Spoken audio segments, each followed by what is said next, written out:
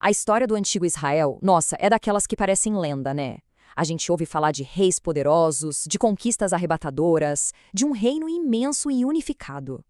É, sem dúvida, uma das narrativas que fundaram a civilização ocidental, uma história que ajudou a moldar o mundo que a gente conhece. O relato bíblico, por exemplo, pinta um quadro de uma monarquia superpoderosa. Pensa só, Salomão, com toda a sua sabedoria, construindo um templo magnífico em Jerusalém. Davi, o grande rei guerreiro, unificando todas as tribos. Essa é a história que a maioria de nós aprendeu desde cedo. Tá, mas aí vem a grande questão.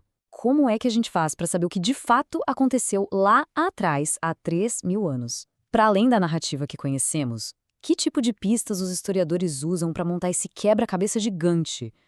Pois é, a resposta é fascinante e, olha, às vezes bem surpreendente. Para investigar o passado, os historiadores precisam agir quase como detetives, sabe? Juntando todas as pistas que encontram. E, nesse caso específico, eles contam com duas fontes principais de evidência. Dois informantes que, como a gente vai ver, nem sempre contam a mesma história. E o que é super interessante aqui é como a gente pode dividir essas pistas. De um lado, temos o que chamamos de registro textual. A Bíblia, claro, mas não só ela.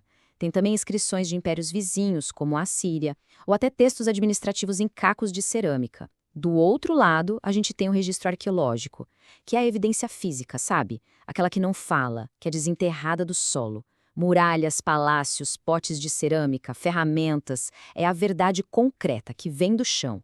E aqui está o ponto central de tudo. Um desses informantes, o texto, nos conta uma história com um propósito, com uma teologia, talvez até com uma agenda. Já o outro, a arqueologia, nos dá fatos brutos, materiais. E o grande desafio da história do antigo Israel é que esses dois detetives muitas vezes contam histórias bem diferentes. Então, o que acontece quando a pá do arqueólogo desenterra algo que parece contradizer a pena do escriba antigo? É isso que nos leva direto para o centro de um dos debates mais quentes da atualidade sobre a monarquia de Davi e Salomão. Uma das teorias mais impactantes é a chamada cronologia baixa. A ideia é basicamente o seguinte: ela propõe uma mudança crucial na datação das coisas. Sabe aquelas construções enormes, monumentais, que por muito tempo foram atribuídas a Salomão, lá no século X a.C.? Então, essa teoria sugere que, na verdade, elas são do século IX. Essa mudança vem de novos estudos de estilos de cerâmica e datação por carbono, sugerindo que foram construídas por reis posteriores, como Acabe. E o impacto disso é enorme, significaria que o reino de Salomão teria sido bem menos grandioso do que a Bíblia descreve. E isso aqui ilustra o debate de forma brilhante. Vamos pegar a cidade de Megido como exemplo. Durante décadas, um portão monumental encontrado lá foi celebrado como o Portão de Salomão, sabe? A prova física da narrativa bíblica. Só que a cronologia baixa argumenta que a cerâmica encontrada junto com esse portão aponta para um século depois. É o mesmo portão de pedra, mas são duas visões radicalmente diferentes sobre o poder e a glória do antigo Israel. Isso quer dizer que a gente tem que jogar uma das fontes fora? Descartar o texto ou ignorar a arqueologia? Ou será que a resposta, como quase sempre acontece na história, é um pouco mais sutil que isso? Mas a investigação não é feita só de conflito, de jeito nenhum. Os momentos mais reveladores, na verdade, acontecem quando os nossos dois informantes, o texto e a arqueologia, de repente começam a concordar. Vamos pegar uma história bíblica bem famosa. O livro do Êxodo descreve os hebreus como um povo escravizado no Egito, forçado a um trabalho bem pesado, especificamente na produção de tijolos para os grandes projetos de construção do Estado egípcio. E o que a arqueologia egípcia nos mostra? Pois é, exatamente isso. Pinturas em tumbas, como essa da tumba de Rekhmir, mostram com clareza trabalhadores de origem semítica, lá do Levante, a região do Mediterrâneo Oriental, fazendo tijolos de barro e palha para construções do Estado. A sobreposição aqui é impressionante. E essa conexão vai ainda mais fundo. As histórias bíblicas descrevem costumes sociais que para a gente hoje podem parecer meio estranhos, mas que encontram paralelos diretos em outras culturas da mesma época.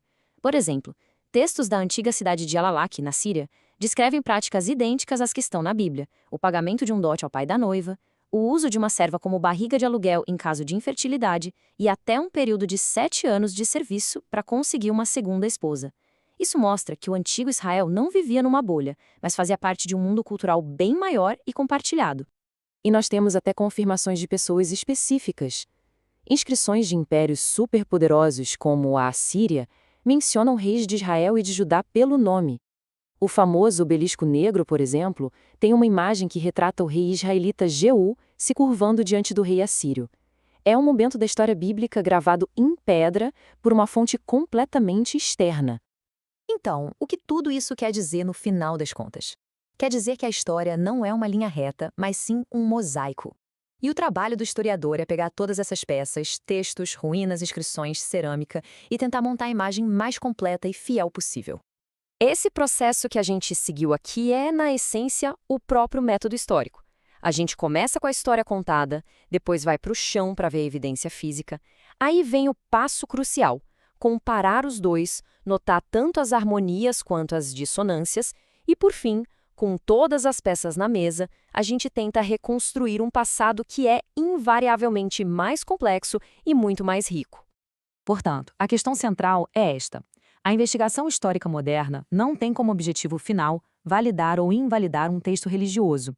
O grande objetivo é usar todas as ferramentas que temos para entender profundamente aquele mundo antigo, a política, a cultura, a economia, que deu origem a essas narrativas tão poderosas e duradouras. Isso tudo nos deixa com uma reflexão final, né? A história de verdade, ela raramente é simples. Ela é cheia de debates, de pontas soltas, de contradições. Mas talvez seja justamente isso que a torna tão fascinante.